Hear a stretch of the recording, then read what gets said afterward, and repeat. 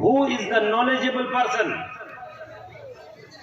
The knowledgeable person man tasawwafa wa lam yatafakkaha.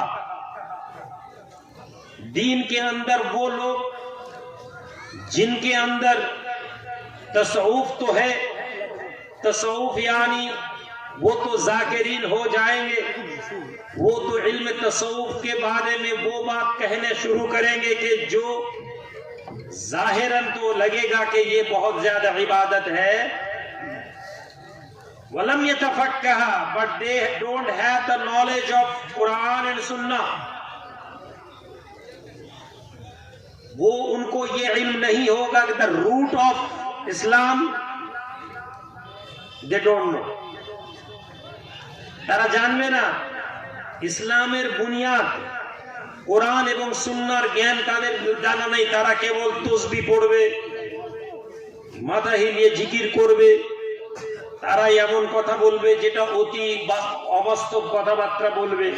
মানুষ তাদের সম্পর্কে বলবে যে এরা অনেক জ্ঞানী। ইমাম মালিক বলেন, অ্যাকর্ডিং টু ইমাম মালিক, ফাকাত তাজান্দাকা, দে আর জিন্দিক। জিন্দিক এক ধরনের মানুষ যাদেরকে ইসলাম থেকে যাদেরকে বের করে দেওয়া হয়েছে, যারা বেরিয়ে গেছে। এরপরে ইমাম মালিক বলছেন, ওয়ামান ইয়াতাফাক্কাহা, আর তোমাদের মাঝে আমাদের মাঝে একদল লোক থাকবে যারা কোরআনের প্রচুর জ্ঞান রাখবে। তারা কোরআনের আয়াত পড়বে, কোরআনের আয়াতের মানে বলবে, হাদিস পড়বে, হাদিসের অর্থ বলবে, but they don't know the inner meaning of Islam. They don't know the inner meaning of Islam. So it is very important to all of us to know that there is a two type of knowledge. كما قال رسول الله صلى الله عليه وسلم العلم علمان. The knowledge is the two type of knowledge. One knowledge is from your heart, فذاك العلم النافع. The knowledge of heart, it is very profitable. आपके अंदर के इल्म, आका का फरमान है कि कल्ब का इल्म, अंदर का इल्म, ये नफा देने वाला इल्म है। ইমাম মালিক বলছেন যে তাদের কাছে অন্তরের ইলম থাকবে না। তারা কোরআনের আয়াত পড়বে, হাদিসের অর্থ বলবে, কিন্তু কোরআন এবং হাদিসের অর্থের গভীরতায় যেতে চাইবে না। তাদের কাছে যেটা আসবে তার বঙ্গানুবাদ করবে। তারা দেখবে না এই হাদিসের উপরে সাহাবাদের আমল কি ছিল, এই কোরআনের আয়াতের উপরে সাহাবাদের আমল কি ছিল, এই আয়াতটা কোন কারণে অবতীর্ণ হয়েছিল, তাদের কনটেক্সট, শানে নজুল, তারা ডোন্ট কেয়ার। তাদেরকে আল্লাহ বলেছেন যে কাফের মুশরিকদের ব্যাপারে যে আয়াত মক্কায় নেমেছে সেই আয়াতগুলো তারা মুসলমানদের সাথে আলোচনা করবে, মুসলমানদের ব্যাপারে তারা ওই আলোচনা করবে। যেমন একদল হিন্দু মানুষ, তারা জেহাদের আয়াতগুলোকে নিয়ে তারা সমালোচনা করে। কোরআনের আয়াতের মধ্যে আছে যেখানে কাফেরকে দেখো হত্যা করো, একজন হিন্দু মানুষ দাঁড়িয়ে বলছে এই তো কোরআনে আছে হত্যা করার কথা। যখন তাদেরকে কনটেক্সট খুলে দেখানো হলো যে ভাই এটা একটা লড়াইয়ের মাঠে 1450 বছর আগে মক্কার কুরাইশদের বিরুদ্ধে, মক্কার কাফেরদের বিরুদ্ধে বলা হয়েছিল, পৃথিবীর ভারতবর্ষের হিন্দুদের কথা নয়, আরবের হিন্দুদের কথা নয়, প্যালেস্টাইনের ইহুদিদের কথা নয়। যখন তাদেরকে বোঝানো হলো তারা বলল ও আচ্ছা, আমাদের জানা ছিল না। তেমনি মুসলমানদের একটা দল, তারা আমাদের কাছে ঠিক একইভাবে ইসলামের অন্তর্নিহিত অর্থকে উড়িয়ে দিয়ে তারা বলছে যে কোরআন এবং হাদিস মানতে হবে। কোন কোরআন হাদিস? বাহ্যিক কোরআন হাদিস। আমরা যারা এখানে কোটি কয়েক মুসলমান এসে বসেছি, আমরা কারা? আমাদের পরিচয় কি? আমাদের পরিচয় হচ্ছে ইমাম মালিকের কথা মোতাবেক ওয়ামান জামা বাইনাহুমা, ওয়ামান জামা বাইনাহুমা ফাকাত তাহাক্কাকা। আর যাদের মধ্যে দুইটা জ্ঞান আছে, এক কোরআনের জ্ঞান, এক হাদিসের জ্ঞান, দুই তাদের কাছে অন্তরের জ্ঞান আছে, চোখ বন্ধ করে ইলমের জ্ঞান, তাসাউফের জ্ঞান। ইমাম মালিক বলেন এরাই হচ্ছে হাক্কানি আলেম। জোরে বলা যাবে? তাহলে হাক্কানি আলেম, যারা হাক্কানি আলেম তারাই আল্লাহর ওলি। শুধু আলেম আল্লাহর ওলি হতেও পারেন, নাও হতে পারেন। শুধু ফকির আল্লাহর ওলি হতেও পারেন, নাও হতে পারেন। কিন্তু হাক্কানি আলেম আল্লাহর ওলি হবেন, হবেন, হবেন। আল্লাহর ওলিদের স্থান কি আমাদের কাছে? আমরা আল্লাহর ওলির মহাব্বতে, ভালোবাসায় এই জায়গায় এসে বসেছি। কি পাবো আল্লাহর ওলিদের সাথে? আল্লাহর ওলিদেরকে সম্মান করলে আজকে আমাদের কাছে এটা প্রত্যক্ষ নয়, পরোক্ষভাবে, সরাসরি তো নয়, কিন্তু যারা কবরে যায়, যারা কবরে জিয়ারত করে, তাদেরকে কবর পূজারী বলছে একদল লোক। কি ভাই, কথা ঠিক না ভুল? আপনি ইন্টারনেট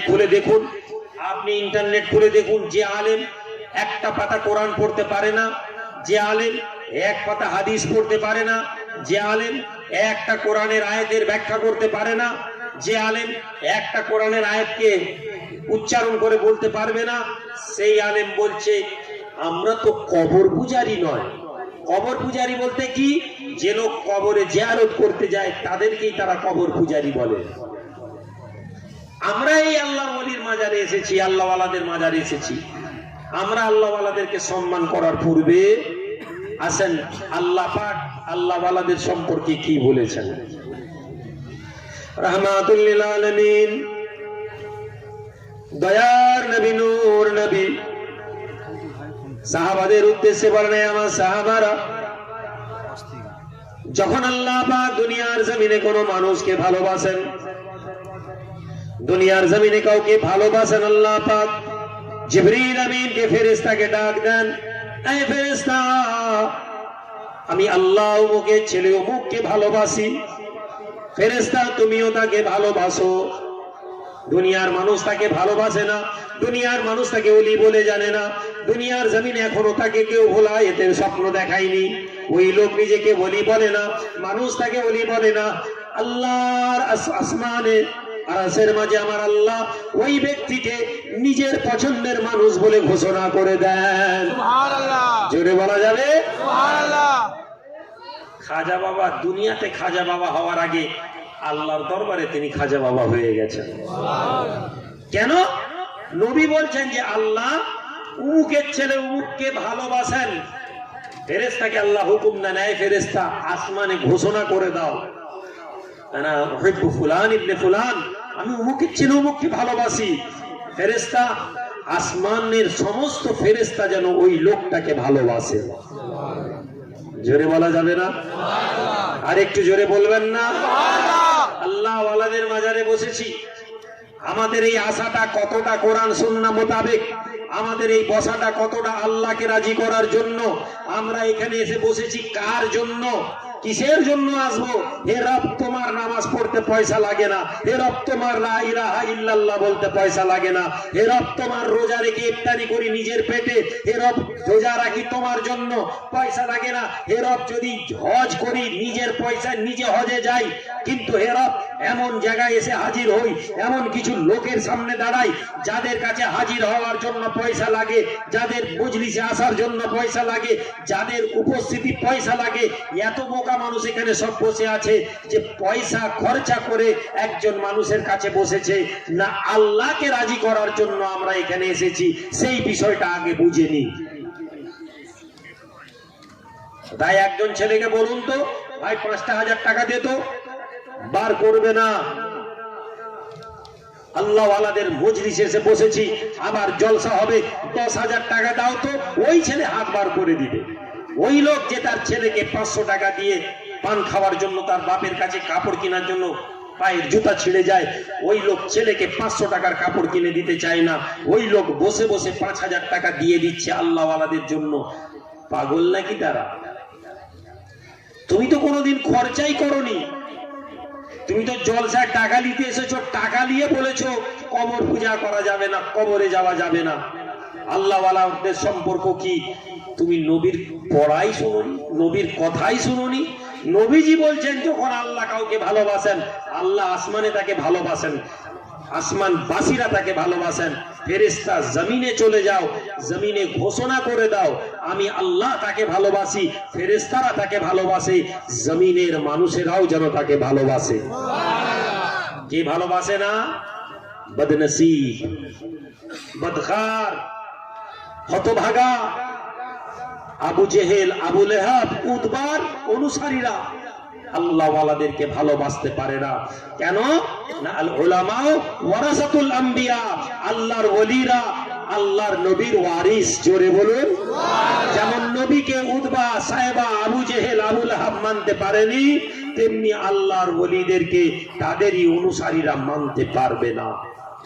কথা ঠিক না ভুল? তাহলে আমরা কিভাবে মানবো? আমরা নবী যেমন করে আমাদেরকে শিখিয়ে দিয়ে গেছেন সেভাবে মানব। কি হবে আল্লাহ ওয়ালাদেরকে মেনে? কি পাবো? আল্লাহর নবী, দয়ার নবী, নূর নবীকে আমরা দলিল বানাই। নবীজি দুনিয়া থেকে বিদায় নেবেন, ওমরকে ডেকেছেন, আলীকে ডেকেছেন, হে আলী, হে ওমর, আমি দুনিয়া থেকে বিদায় নেওয়ার পরে তোমরা চলে যাবে কারণ, ইয়ামানের কারণ বলে একটা জায়গা আছে, ওখানে যাবে। কারণ গোত্র আছে ওখানে। ওই কারণ গোত্রের মধ্যে একটা ওয়েস বলে একটি লোক আছে। কে বলছে? জোরে বলুন। নবী পাক বলছেন। কাকে বলছেন? আমার পরে যদি কেউ নবী হতো, সেটা লাউ কানা বা'দা নবিয়্যান, যদি আমার পরে কেউ নবী হতো, ওমর হতো।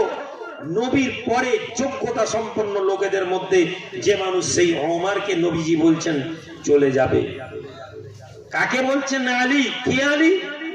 আনা ইলমুল মদিনা ও আলী বাবুহা, আমি নবী হচ্ছি জ্ঞানের মদিনা শহর, এবং ওই শহরে প্রবেশ করতে গেলে আলী নামক দরজার ভেতর থেকে প্রবেশ করতে হবে। জোরে বলুন। সেই আলীকে, সেই ওমরকে, আবু বকর ছিলেন নরম মেজাজের লোক, উসমান ছিলেন নরম মেজাজের লজ্জাশীল লোক। ইসলামের দুইটা স্তম্ভ, দুইজন মানুষকে ইসলামের ইতিহাস থেকে সরিয়ে দিলে ইসলামের ইতিহাস অসমাপ্ত রয়ে যাবে, ইসলামের ইতিহাস কমপ্লিট হবে না। এই দুইটা একেবারে টপ মোস্ট লিডারকে নবীজি পাঠাচ্ছেন। কি বলে? আমার এই জুব্বাটা নিয়ে গিয়ে তাকে দিবে, আর তাকে বলবে আমার উম্মতের মাগফিরাতের জন্য, ক্ষমার জন্য যেন দোয়া চাই। জোরে বলা, একটু জোরে বলা যাবে? ভাই আমার, বন্ধু আমার, বাবাজিরা, সারা জীবন শুনে এলাম আল্লাহ জানার কাউকে লাগবে না। সারা জীবন শুনে এলাম আল্লাহ পাকের দরবারে চাইতে হবে। আমি শুনেছি আল্লাহ পাকের দরবারে চাইয়েই শুধু চাইবো না, নবীজির দরবারে চাইতে হবে। ও আমার ভাইয়েরা, বাবাজিরা, বন্ধুরা, নবীজির দরবারে শুধু চাইলাম না, নবীজি সাহাবাদেরকে তুলে ধরলেন যে সাহাবারা গোটা পৃথিবীর মানুষ যদি একদিকে হয়, একজন সাহাবা ওই সমস্ত মানুষের মোকাবিলায় এক হবে না। সবচেয়ে আদনা সাহাবি যদি একদিকে হন, গোটা পৃথিবীর মানুষ যদি একদিকে হয়, সাহাবি ভারী হয়ে যাবেন। জোরে বলুন। নবীজি জানতেন আমি চলে যাব, আমার সাহাবারা চলে যাবে, কিন্তু আমার ওলিরা যাবে না। জোরে বলুন, একটু জোরে বলুন। নবী জানতেন আমি চলে যাব, আমার সাহাবারা চলে যাবে, দলিল বন্ধ হয়ে যাবে না। আমি নবী রাসূলুল্লাহ আমার সাহাবাদেরকে দিয়ে দলিল বানিয়ে যাচ্ছি, ওলিদের দরবারে গিয়ে দোয়া চাইতে হবে। জোরে বলা যাবে না? কথা বুঝতে পারছেন নাকি জি? না কষ্ট হচ্ছে? গরম লাগছে নাকি? একটু বলে নি, না অসুবিধা হবে? নবীজি চাইলে উম্মতের দোয়া চাইবেন, উম্মতের জন্য কম পড়ে যাবে ভাই। নবীজির দোয়া আমাদের জন্য কম পড়বে? নবীজি আমাদের জন্য যথেষ্ট, আল্লাহর দয়া আমাদের জন্য যথেষ্ট। আল্লাহ চাইলে আর কাউকে লাগবে না, কিন্তু আল্লাহ বলছেন না, হে নবী, যাকে আপনি ক্ষমা করবেন আমি আল্লাহ তাকে ক্ষমা করে দেব। নবীজি বলছেন না, আমি রাসূলুল্লাহ নয়, আমার আহলে বায়ত যাকে বলবে, হাসান হোসেন যাকে বলবে, আমি রাসূলুল্লাহ তাকে ক্ষমা করে দিব। নবীজি বলছেন না, আমার ওলি বান্দাদের সঙ্গে যারা থাকবে, তারা যাদেরকে ক্ষমা করবে, আমি রাসূলুল্লাহ তাদেরকে ক্ষমা করে দিব। চেনকে তৈরি করে দেওয়া হয়েছে, তুমি মিয়া চেন কেটে বলছো ছাদে চলে যাবে। সিঁড়ি বানিয়ে দেওয়া হয়েছে, ইসলাম তোমার সম্পত্তি নয়, আমার বাপেরও সম্পত্তি না। ইসলাম দলিল ভিত্তিক কথা। ইসলামের উপরে দাঁড়িয়ে আছে। ইসলাম কোন ইমাম কোন মলি সাহেবের উপর দাঁড়ায়নি। তুমি যদি মনে করো দলিলে ইমাম আবু হানিফা কেটে যাবেন, তো তুমি তো কোন ছাই। আমরা ইমাম আবু হানিফাকে ইসলাম বানাইনি, আমরা খাজা বাবা পীর আব্দুল কাদের জিলানীকে ইসলাম বানাইনি। ইসলাম তাদেরকে যে সম্মান দিয়েছে, আমরা সেই সম্মান তাদেরকে দিই। জোরে বলুন সুবহানাল্লাহ। বসে আছেন কে? সাহাবা দুইজন গিয়ে করণ গোত্রে গিয়ে খুঁজে গিয়ে লোককে বলছেন, আরে ওয়েস নামে লোক আছে। লোক বলছে পাগল। দুনিয়ার জমিনে এই মানুষগুলোর গুরুত্ব থাকে না। আল্লাহ নবী দয়া নবী নূর নবী বলেন, আল্লাহ জমিনে একদল লোক ঘুরে বেড়ায়, দুনিয়ার লোক তাদের দিকে লক্ষ্য রাখে না, দুনিয়ার লোক তাদের কোনো কথা শোনে না, দুনিয়ার লোকের মূল্য তাদের কাছে কিছু নেই, তাদের সম্মান দুনিয়ার লোকেরা দেয়নি। তবে আমার উম্মতেরা, আমার সাহাবারা শুনে নাও, ওই মানুষগুলো যদি আল্লাহর দরবারে কিছু চেয়ে বসে, আল্লাহর নামে শপথ করে কিছু চেয়ে নেয়, আল্লাহ পাক তাদের চাওয়াকে কোনোদিন ফিরিয়ে দিতে পারেন না। আল্লাহর ওই ব্যক্তিদেরকে বলা হয়, ওয়েসকে লোক পাগল বলেছে। সমাজের ইয়ামানের লোক, কারণ গোত্রের লোক বলছে ও তো পাগল। দুনিয়ার লোক যখন হাসে সে বসে বসে কাঁদে, দুনিয়ার লোক যখন কাঁদে তখন সে বসে বসে হাসে। ওমর বলছেন এই লোকটাকে খুঁজছি, খুঁজে দেখেন এক জায়গায় গিয়ে বসে আছেন। সাহাবায়ে রাসূল কারণ গোত্রের ওয়েস, দুনিয়ার নজরে যাকে পাগল বলা হয়, পৌঁছে গেছেন। আদবের সাথে ওমর, আদবের সাথে আলী দাঁড়িয়ে আছেন। ওমর বলছেন আল্লাহর নবী আপনাকে সালাম বলে পাঠিয়েছে। জোরে বলবেন না? ওয়েস কে বাবাজি? সাহাবী ছিলেন, কে ছিলেন? তাবেঈ। নবীকে দেখেননি, তার আরেকটা পরিচয়, তিনি হচ্ছেন ওলি। যে ওলি সামনে সাহাবায়ে রাসূল দাঁড়িয়েছেন, যাদের একজনের ইবাদত গোটা পৃথিবীর মোকাবেলাতে নয়, সেই লোক ওলিকে বলছেন আল্লাহর নবী সালাম বলে পাঠিয়েছেন, এই খিরকা দিয়েছেন। নবীজি দুনিয়াতে নেই, কাঁদলেন, ওয়েস করেনি।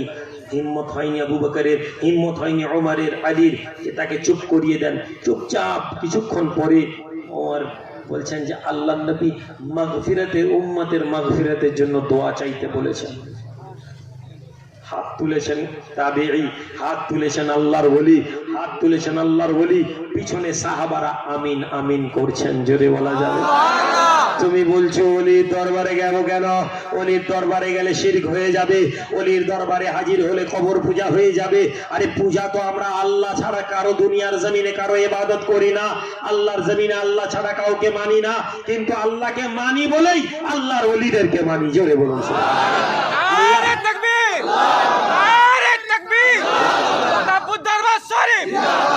সম্মানিত ভাইয়েরা, আখেরি জামানা ইন্টারনেট দেখে, ফেসবুক দেখে, ইউটিউব দেখে ঈমান নষ্ট করে দেবেন না। আমি আপনাদেরকে কথা বলবো না যে আপনারা কারো জলসা শুনবেন না। জলসা শুনুন, মন চাই জলসা শুনুন, কিন্তু জেনে রাখবেন আকীদা বদলানোর আগে, আকীদার বিষয়ে সিদ্ধান্ত নেওয়ার আগে এমন বহু মানুষ আছে যাদের কাছে একবার গিয়ে জবাব নিয়ে নেন। আমি এমন লোককে দেখেছি 10 বছর পরে আহলে হাদিস হয়ে আবার দরবারে ফিরে এসে তওবা করেছে। জোরে বলুন সুবহানাল্লাহ। 10 বছর হুজুর কিবলা মন দুঃখ পেয়ে গেছেন। বাংলাদেশের মানুষ হুজুর কিবলার মন, আহা এত মহাব্বতের লোক ছিল, এত মহাব্বতের লোক ছিল, তোমার নানার জামানার লোক ছিল, খুব মহাব্বতের লোক। এমন হলো হুজুরদের নাম শুনলে গালাগালি করার মতন পরিস্থিতি, হুজুরদের নাম শুনলে উল্টাপাল্টা বলা শুরু করে দিল। ফিতনাটা বাংলাদেশ থেকে শুরু হয়েছে। এই ফিতনা বাংলার জমিনে পরে এসেছে, বাংলাদেশের জমিনে, কারণ তারা আবেগপ্রবণ লোক। কোরআন হাদিস, কোরআন হাদিস, কোরআন হাদিস বলতে বলতে বলতে বলতে তারা মূল বিষয় না জেনেই করলো। আর আমরা পীরপন্থী লোকেরা পয়সার বিনিময়ে শুধু জলসা করতে গিয়ে আমরা আমাদের প্রচার প্রসারকে গুরুত্ব দিতে ভুলে গেলাম। আমাদের মুরিদেরা ওয়াজ শুনতে এসে গেল, আমাদের মুরিদরা নাচ শুনতে বসে গেল, আমাদের মুরিদরা নাচ শুনলে ঝুমে উঠে, আমাদের মুরিদরা নাচ শুনলে নারে তাকবীর বলে, আমাদের মুরিদরা শিক্ষা শিখতে বসে। আচ্ছা বলুন তো, আমি এতক্ষণ যে 15 মিনিট যে কথাগুলো বললাম, এই কথাগুলো আমাদের ঈমান বৃদ্ধি করেনি? আপনাদের মনে হয়নি যে আমাদের এই বসাটা কোরআন সুন্নাহর বাইরে? ওয়াজ সূরা নয়, মজলিসে বসুন শিখতে, শিখার জন্য এই মজলিস করা হয়েছে। ফিরে আসি মূল কথায়। ফিরে আসি মূল কথায়। নবী শিখিয়ে দিলেন ওলিদের দরবারে হাজির হতে। ওলি দুনিয়ার জমিনে ওলিকে তো আমরা সম্মান করব, নবীজি বলছেন ওলিকে, ওলি হচ্ছেন ওই ব্যক্তি, আনা ওলিয়া আল্লাহ ইয়া রাসূলুল্লাহ ইযা রূ ফাযাকারাল্লাহ। নবী গো, ওলি কাকে বলবো, কোন লোককে ওলি বলবো? ওলি বলার কোন লক্ষণ আছে? ওলি মানুষ মানে কি হাওয়ায় ভেসে যাবে? ওলি মানুষ মানে কি পানিতে হেঁটে যাবে? ওলি মানুষ মানে কি হঠাৎ এখানে বসে গায়েব হয়ে যাবে? আল্লাহর নবী ওলির ব্যাখ্যা দিচ্ছেন আমাদের কাছে। ওলিকে এখনই যদি একটা কোনো ল্যাংটা বাবা এসে হাজির হয়ে যায় আর হাওয়ায় উঠতে থাকে, মজলিস ভেঙে ওর পিছনে ছুটে। আমরা ওলির মানদণ্ড আমাদের মতন করেছি। আমাদের এখানে ম্যাজিশিয়ান ট্রিক দেখায়। একটা আজমিরের একটা লোক কি বিখ্যাত হয়ে গেল, সে নাকি হাত দিয়ে এরকম করে হিলালেই নাকি কি সব খাজা বাবার সিন্নি চলে আসে। উরি বাপরে, তার কি দাম, কি দাম! ক্যামেরার যুগ এসে গেল। এমন করে ক্যামেরা সেটিং করে তার ভিডিও করলো, দেখা যায় এরকম করে হাত টানছে, হাতের ভিতর থেকে ফুট করে একটা কি খাবার বেরিয়ে চলেছে, আংটি বেরিয়ে চলে আসে, হাওয়া হয়ে গেল। যুবক, ভণ্ডামি চিরস্থায়ী নয়। ভণ্ডামি শয়তান ভণ্ডামির রাস্তা তৈরি করে, এটা বিভিন্ন পথ দিয়ে আসে। হক মনে হবে যেন নিভে গেছে, নিভু নিভু নিভু নিভু নিভু নিভু। হুনায়নের যুদ্ধে মুসলমান হেরে গেছে, হেরে গেছে, হেরে গেছে। আল্লাহর নবী ঘুরে গেলেন, দাঁড়িয়ে গেলেন, আওয়াজ দিলেন। হারা যাওয়া মুসলমানের মনের মধ্যে হেরে যাওয়া মুসলমান, ভেবে নেওয়া মুসলমান যখন যুদ্ধ পরিণতি শেষ হলো, দেখলো যে তারা জিতে গেছে। এটা হচ্ছে হক। মনে হবে যে তুমি নিভে গেছো, মনে হবে যে আমার সাথে আর কেউ নেই, মনে হবে যে তুমি দুর্বল হয়ে গেছো। কিন্তু জেনে নাও, তুমি যখন দাঁড়িয়ে যাবে, আর সেই দাঁড়ানোটা তোমার রব বলছেন, ইউরিদুনা লিইউতফিউ নূরাল্লাহি বিআফওয়াহিহিম ওয়াল্লাহু মুতিম্মুন নূরিহি ওয়ালাউ কারিহাল কাফিরুন। তারা মনে করে আল্লাহর নূরকে, প্রজ্বলিত নূরকে ফুঁক দিয়ে বন্ধ করে দিবে, ফুৎকার দিয়ে নিভিয়ে দিবে। আল্লাহ তার নূরকে প্রজ্বলিত রাখবেন, ওয়ালাউ কারিহাল কাফিরুন, যদিও কাফেরেরা এটা অপছন্দ করে। ইসলামের আলো, হকের আলো চলবে। এখন ভাইজান, আমরা এই হক আল্লাহওয়ালা মানুষদের সঙ্গে আমরা কি করব? হক আল্লাহওয়ালা মানুষদের সঙ্গে আমরা কেন থাকবো? এদের ক্ষমতা কি? এই যুবক ছেলে, আমি তোমাদের উদ্দেশ্যে বলি, শোনো। তোমাদের গ্রামে আমি জলসা করি, মুরব্বী বাবাজিরা, আপনাদেরকেও বলি, শুনে নেন।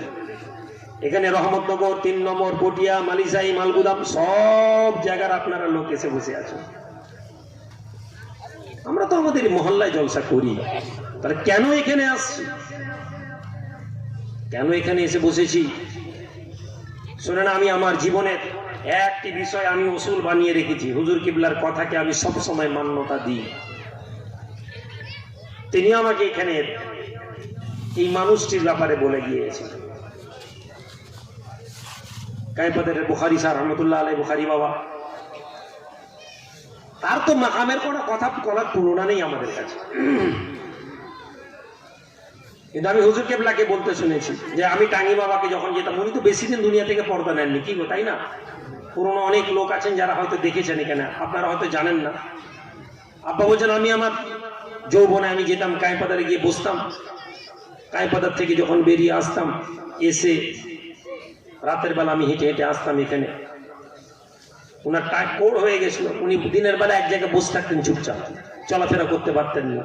পূর্ণিমার আলো দেখছি উনি, আমি আসছি, উনি হেঁটে হেঁটে এগিয়ে গিয়ে যাচ্ছেন, বলছেন আসেন আসেন আসেন, জোরে বলা যাবে। রাতের বেলা খোঁড়া মানুষ বসে আছে, দিনের বেলা লোক দেখছি খোঁড়া হয়ে গেছে, মাজুর হয়ে গেছে, কোড় হয়ে গেছে, হিলাতে পারেনি। সেই লোককে দিনের বেলা মানুষ দেখছে, রাতের বেলা সেই লোক অন্ধকারে, যখন কেউ নেই, চাঁদনি জ্যোৎস্না, রাত উঠেছে। এখন তো লোক ভর্তি হয়ে গেছে। 10 বছর 15 বছর আগে এই জায়গায় বিরান ছিল, কি জি, শুরু যখন করেছিলাম জঙ্গল ছিল। হুজুর কিবলা বলছেন, আমি দেখছি আমাকে দেখে এগিয়ে চলে যাচ্ছে। আমি এই কথা আমি শুনেছি তার মুখে। সৈয়দ ঘরের লোক, বেরিয়ে চলে গেলেন, চাকরি করতেন। এই যুবক ছেলে, আল্লাহর ওলি হওয়ার জন্য পীরের ঘরে পয়দা হওয়ার দরকার নেই। আল্লাহর ওলি হওয়ার জন্য কোনো হুজুরের ঘরে, মৌলানা সাহেবের ঘরে হওয়ার দরকার নেই। আল্লাহর ওলি হওয়ার জন্য আল্লাহর সাথে লও লাগিয়ে নিতে হবে। তোমার সাথে তোমার রবের সম্পর্ক করে নাও। কারা? এই আল্লাহওয়ালা মানুষেরা। যখন আপনি এই আল্লাহওয়ালা মানুষদের সোহবতে চলে যাবেন, আল্লাহওয়ালা মানুষদের সান্নিধ্যে চলে যাবেন, দয়ার নবী, নূর নবী, পুর নবী বলছেন কিয়ামতের দিনে এক একজন মানুষকে আল্লাহ এই ক্ষমতা দিবেন। সাহাবা বলছেন ইয়া রাসূলুল্লাহ, কয়েকদিন মসজিদ থেকে বেরোননি, মসজিদে নামাজ পড়েন, ভেতরে চলে যান। মুআত্তা ইমাম মালিকের মধ্যে ইমাম মালিক এই হাদিসটি এনেছেন। দয়ার নবী, নূর নবী মসজিদে বসছেন, নামাজ পড়ে ভিতরে চলে যাচ্ছেন, কথা বলছেন। সাহাবাদের চেহারা চিন্তিত। ইয়া রাসূলুল্লাহ, আপনাকে এই কদিন কথা বলতে দেখেননি, একদিন আসরে বসলেন, চেহারা উজ্জ্বল হয়ে গেছে, হাসি মুখে। নবীজি বলছেন বলো। সাহাবা বলছেন ইয়া রাসূলুল্লাহ, আমরা তো ভয় পেয়ে গেছিলাম। ইয়া রাসূলুল্লাহ, ইয়া হাবিবাল্লাহ, হুজুর, আমাদের অন্তর তো ভয়ভীত হয়ে গিয়েছিল, না জানি আমাদের কোনো বেয়াদবি হয়ে গেল নাকি। হে আল্লাহর নবী, আজ 3 দিন ধরে আপনি আমাদের সাথে কথা বলেননি। ইয়া রাসূলুল্লাহ, আমরা চিন্তিত হয়ে গিয়েছিলাম। দয়ার নবী জবাব দেন, আমার সাহাবারা, আমি রাসূলুল্লাহ, আমি 3 দিন ধরে আমার আল্লাহকে রাজি করাচ্ছিলাম। আজ আমার আল্লাহ আমার প্রতি রাজি হয়েছেন, আমাকে সুসংবাদ দিয়েছেন। আমার উম্মতের মধ্যে 60,000 অথবা 60,000 উম্মতকে এমন তৈরি করে দেওয়া হবে যে এক একজন আমার উম্মত আল্লাহর ওলি মানুষ 60,000 জাহান্নামীকে বিনা হিসাবে জান্নাতে নিয়ে যাবে। আল্লাহু আকবার। এক একজন লোক, শোনো, আজকে আমাদের ইমাম সাহেব সাদ্দাম সাহেব সকালে একটা হাদিস পড়িয়েছে। 3 দিন আগে আমি এই হাদিসটা একজনকে শোনাচ্ছিলাম। আমলের বিষয়ে আপনাদেরকে বলে দিই, আমলের বিষয়ে সবাই বলেন, কিন্তু একটা জিনিস আপনারা মাথায় রাখবেন। জাবের রাদিয়াল্লাহু, সহিহ মুসলিমের একটি হাদিস আছে, জাবের রাদিয়াল্লাহু তাআলা বলছেন যে তোমাদের মধ্যে কেউ জান্নাতে প্রবেশ করতে পারবে না। লা ইয়াদখুলু আহাদু, তোমাদের মধ্যে থেকে কেউ, মিনকুম, তোমাদের মধ্যে থেকে কেউ জান্নাতে প্রবেশ করতে পারবে না আমালুহু, তার আমল দ্বারা, অথবা তারা তাদের আমল দ্বারা জাহান্নাম থেকে মুক্তিও পাবে না।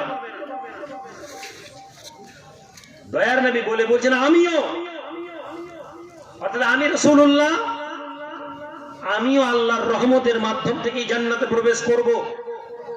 আম উম্মত, তোমাদের মধ্যে কেউ ইবাদতের মাধ্যম থেকে জান্নাতে যেতে পারবে না, না তো জাহান্নাম থেকে মুক্তি পাবে, ইল্লা বিরহমাতিল্লাহ, আল্লাহর রহমত ছাড়া, আল্লাহর রহমত ছাড়া, আল্লাহর রহমত ছাড়া। আল্লাহর রহমতের মধ্যে আমাদেরকে আসতে হবে। বাবাজি, আল্লাহর রহমত পাবো কিভাবে? নূর নবী, নূর পরের পূর্ণ নবীর পূর্বে আরেক নবী মূসা আলাইহিস সালাম আল্লাহর দরবারে দাঁড়িয়েছেন। আল্লাহ, আপনি বনি আদমকে দাঁড় করিয়েছেন। হে আল্লাহ, আপনি আদমকে সৃষ্টি করেছেন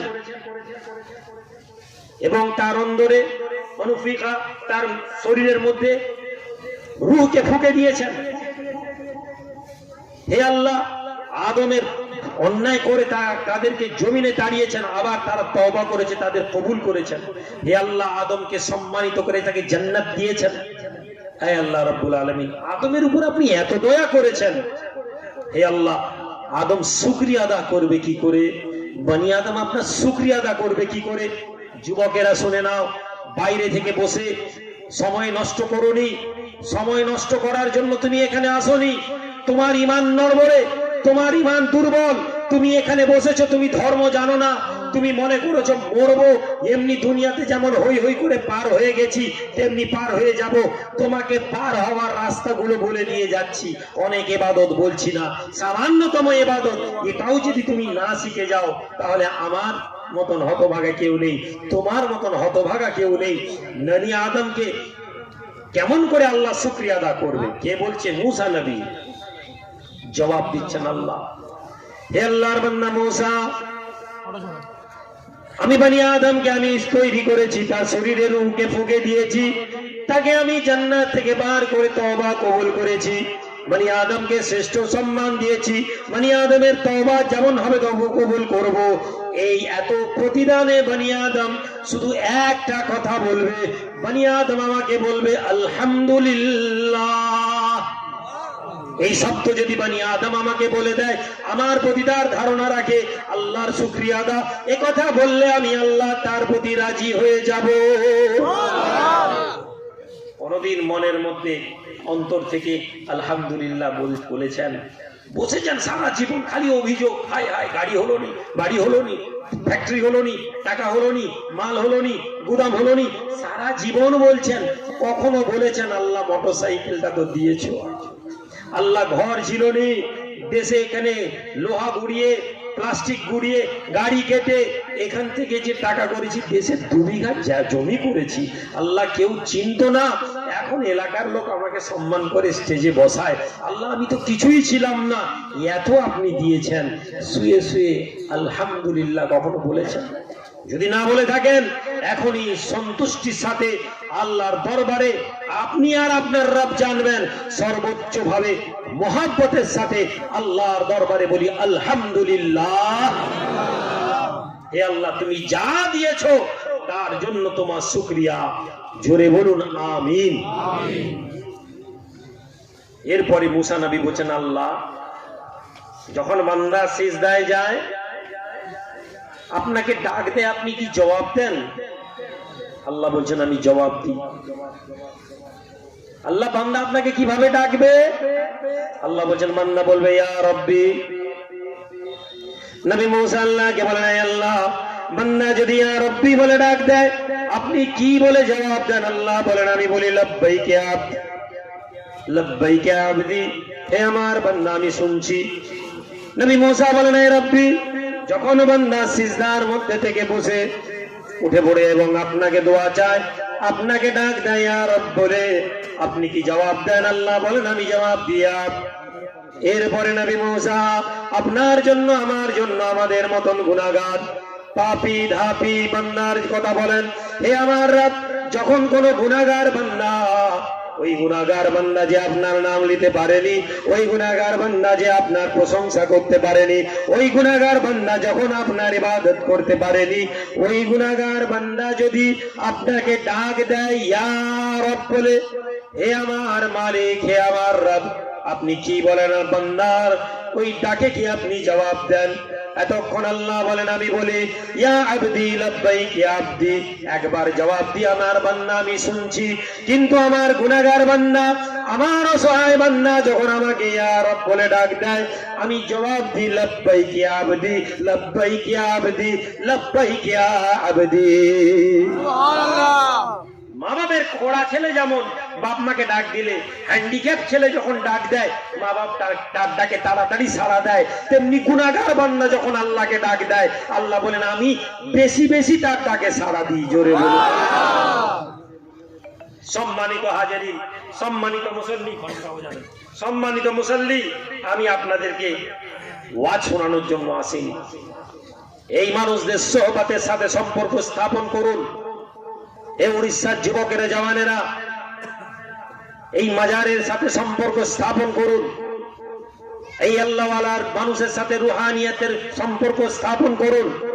দুনিয়ায় টাকা আসবে, টাকা চলে যাবে, দুনিয়ায় আমরা আসবো, চলে যাব, কিন্তু কে জানে বাংলা থেকে হাজার হাজার মাইল দূরে কোন এক আল্লাহওয়ালা মানুষের জন্য, আল্লাহর জন্যই আমরা এসেছি, রোদে গরমে কষ্টে বসেছি, 5-6 বছর বন্ধ হয়ে গিয়েছিল।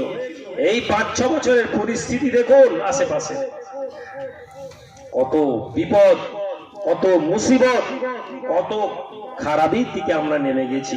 আমরা তো এই জায়গায় না এলে কবরবাসীর কিছু হয়েছে পরিবর্তন? এই জোরে বলুন, কবরবাসী অসহায় হয়ে গেছেন? না, কবরবাসী পরোয়া করেননি। মৃত ব্যক্তিদের কোনো পরোয়া থাকে না। তারা আল্লাহওয়ালা মানুষ হলে তাদের কবর অলরেডি জান্নাতের টুকরা হয়ে আছে।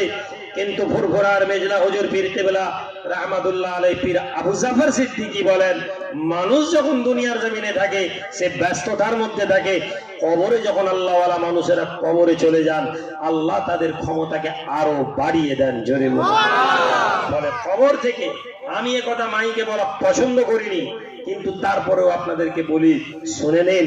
আল্লাহওয়ালা মানুষদের কবরে যাবেন, জিয়ারত করবেন, আপনার কষ্টের কথা আল্লাহকে বলবেন, আর সঙ্গে বলবেন আল্লাহ এই সাহেবে কবরকে আমার দোয়ার মাঝে ওসিলা বানিয়ে দিলাম।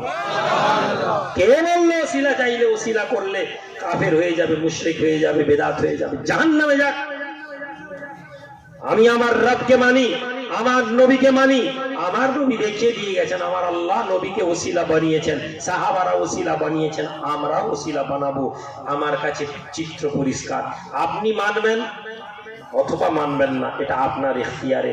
আপনার যদি মনে হয় হুজুরদের সাথে থাকলে কষ্ট, হুজুরদের সাথে থাকলে ইজ্জত নেই, হুজুরদের সাথে থাকলে পয়সা খরচা, আপনি চলে যান।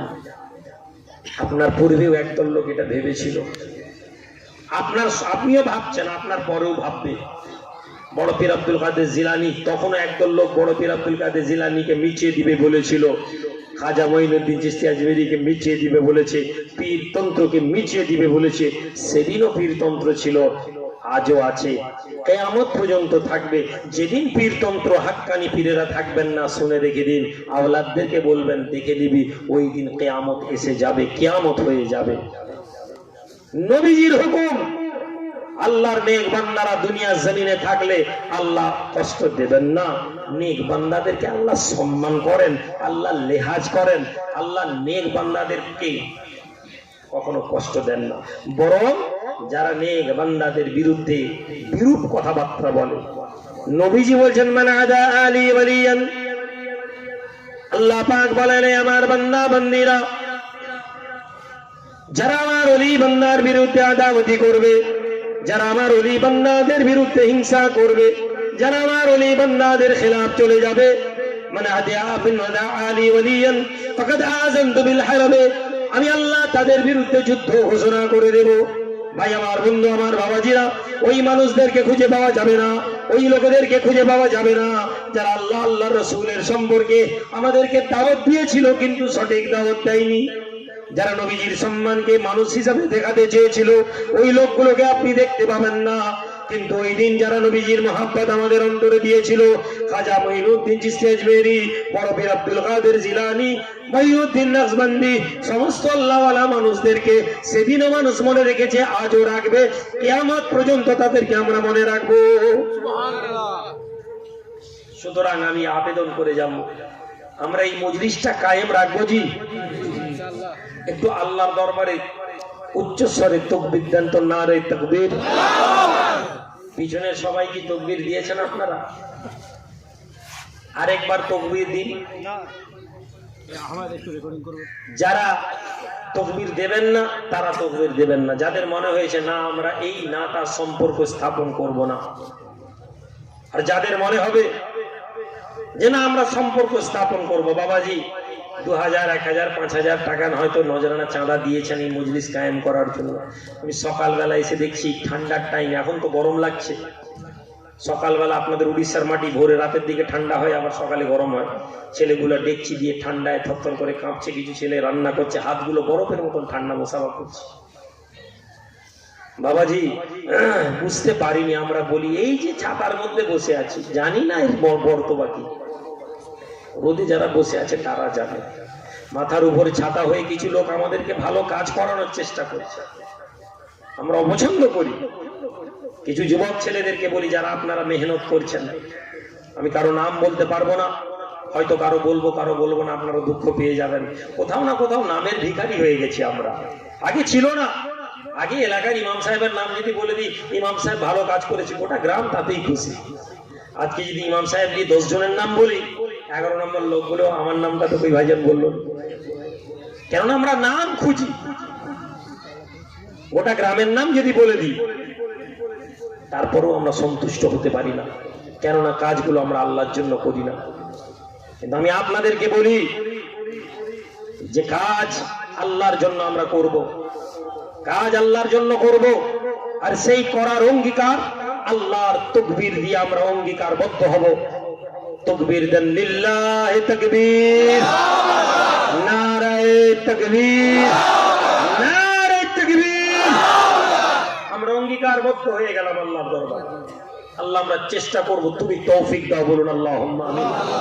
এবার আসুন আপনাদেরকে বলে দিই, এই দরবার, এই মজলিস, এই কামিয়াব, এই কম্পাউন্ড আমরা তৈরি করব। আমি অনেক আগেই বলেছিলাম, দিনই দ্বারা দিনের কাজ করুন। যুবক ছেলে তোমাদেরকে বলেছি, আজকে রেগে যায় একজন মানুষ, রেগে যাচ্ছে, হ্যাঁ আমি এত খাটবো, এই পয়সা চাইতে গেলে কেউ দেয়নি, আপনি অভিযোগ করেন, আমারও মনে হয়, আমিও বলি যে শয়তান আমাকেও মাঝে মাঝে ধোকা দেয়, কেন এইসব করছে। আমি আপনাদেরকে বলি, এত আমি দুঃখ পেয়েছিলাম এই মজলিসটা না হওয়ার জন্য। আমি বেঙ্গলের কিছু লোককে বলেছিলাম যে ভাই আপনারা কিছু টাকা পয়সা দিবেন, আমার একার হলে তো আমি একাই করে নিতাম।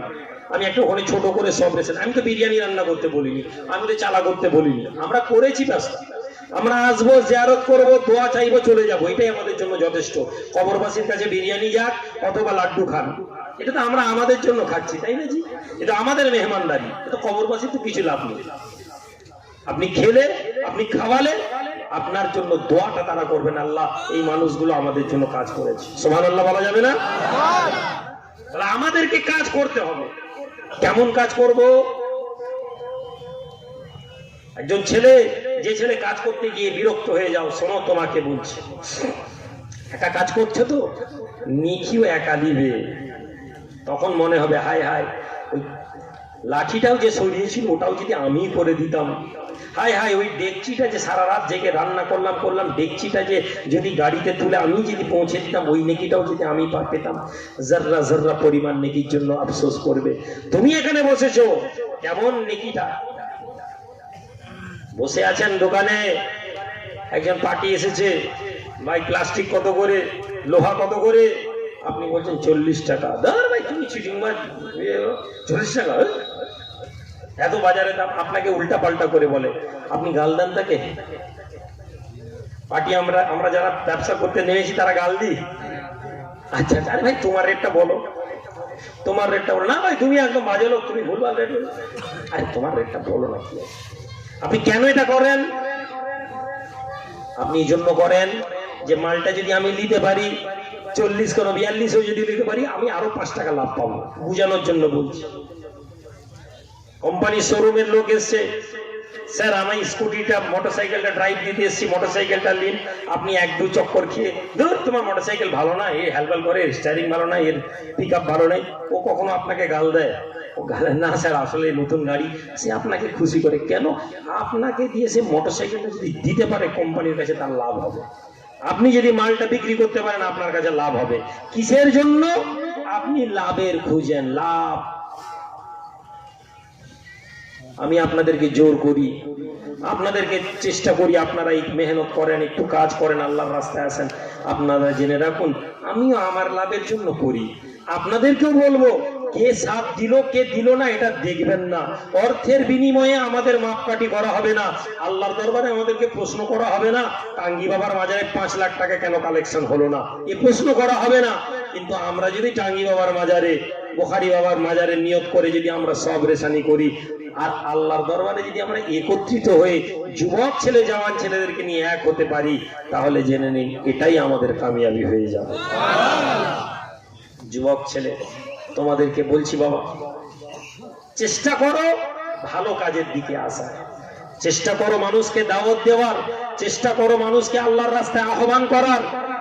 শুধুমাত্র ওই বাহ্যিক কথাবার্তার মধ্যে ভাই নামাজ পড়ো রোজা রাখো এটা নয়, অন্তর থেকে পরিশুদ্ধ করার জন্য এই আল্লাহওয়ালাদের মাজারে যখন আসি, আমাদের অন্তরের একটা জিনিস হয়, সেটা হচ্ছে আমাদের অহমিকাকে আমরা তুমড়ে মুচড়ে শেষ করে দিই। আল্লাহওয়ালাদের মাজারে দাঁড়ালে আমরা আদবদার হয়ে যাই, এটা কখনো আপনি কোনো বাইরে কোথাও পাবেন না।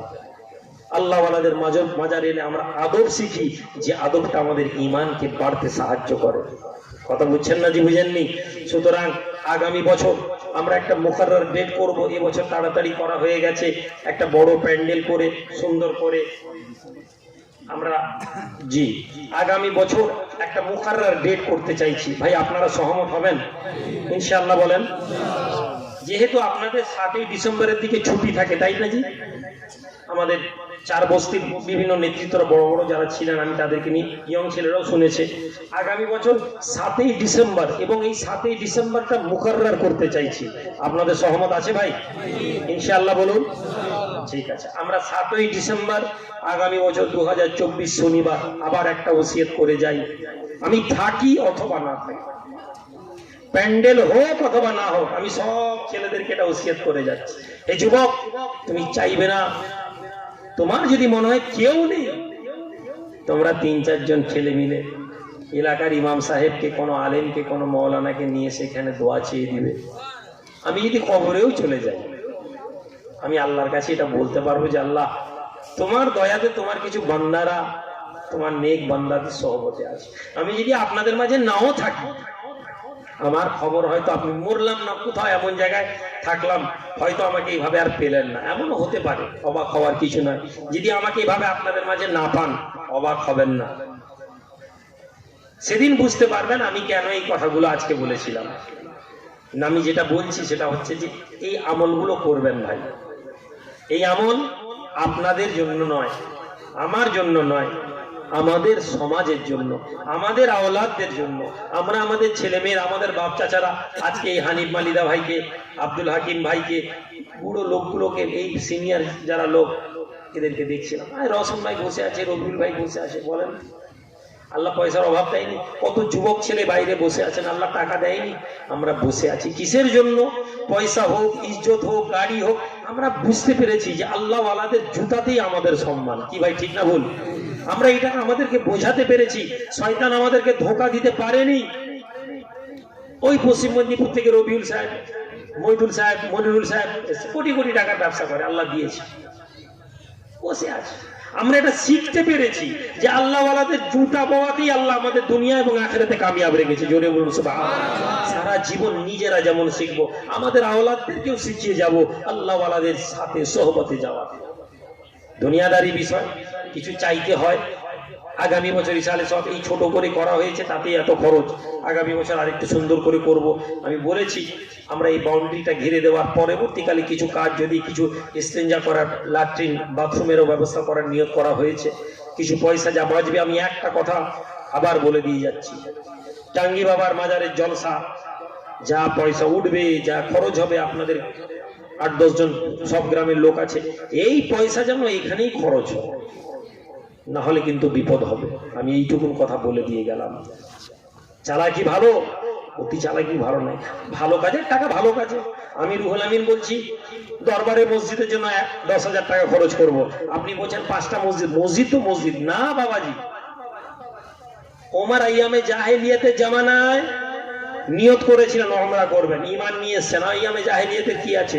নবীজি বলছেন না, যেহেতু তখন নিয়ত করেছিলেন মানে তোমাকে ওমরা করতে হবে। আর আপনি